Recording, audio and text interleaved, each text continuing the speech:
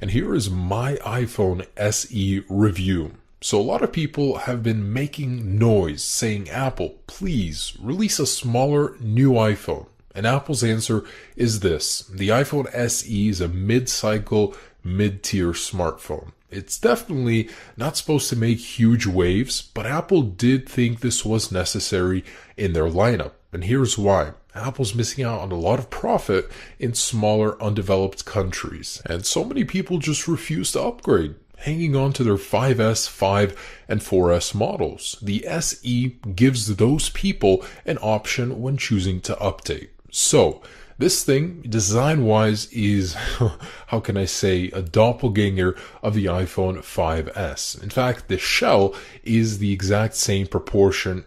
Everything is the same except for the cutout for the Apple logo. So Apple is cutting a lot of corners everywhere in order to keep the price point low. And that's not a bad thing, and I'll explain why at the end. Comfort-wise, I really can't complain. This is one of the most comfortable phones in my opinion.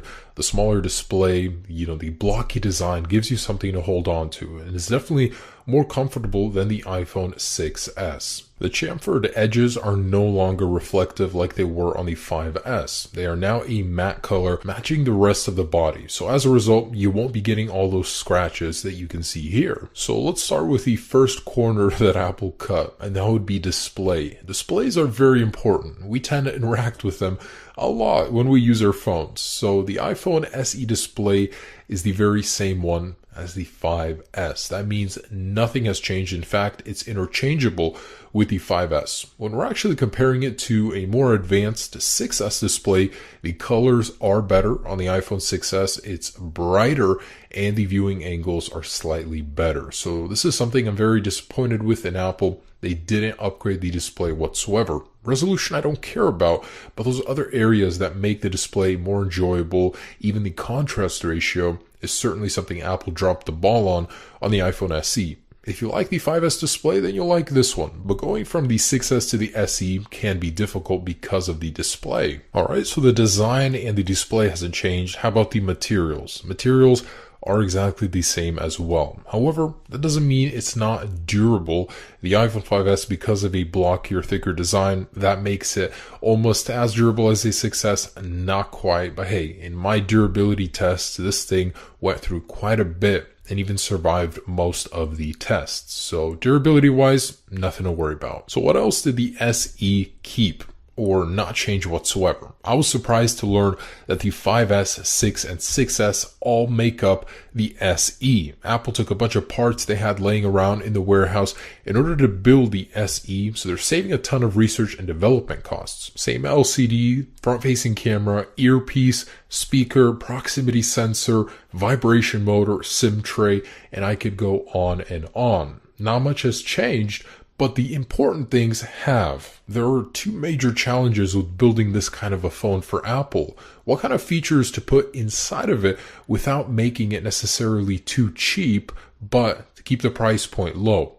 Apple actually stuck in the A9 chip from the iPhone 6S into this, meaning it gets fantastic and phenomenal performance while gaming, while doing any everyday task. And because you have a smaller display but the same amount of power, graphical performance inside of games and applications could slightly be better. But Geekbench reveals that mostly these are the same devices because they're being powered by the same thing. Of course, 2 GB of RAM is standard as well. User interface interaction is pretty good.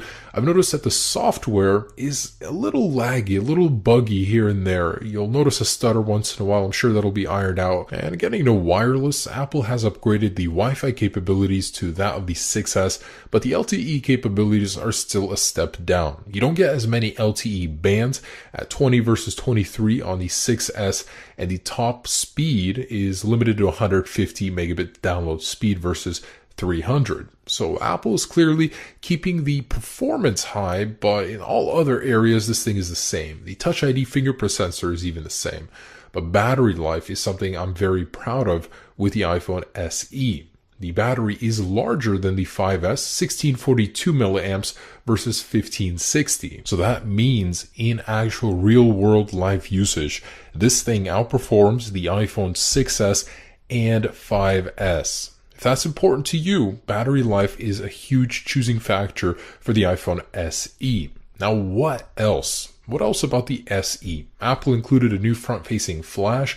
The Apple logo on the back is now milled instead of a screen print, and you now have Apple Pay, so you can use your phone finally to pay, and you're not limited or forced to upgrade to a 6S in order to do so. This is definitely a very good one. And Apple did add untethered Hey Siri for hands-free usage of Siri and live photos. But let's get to cameras. So cameras are very important.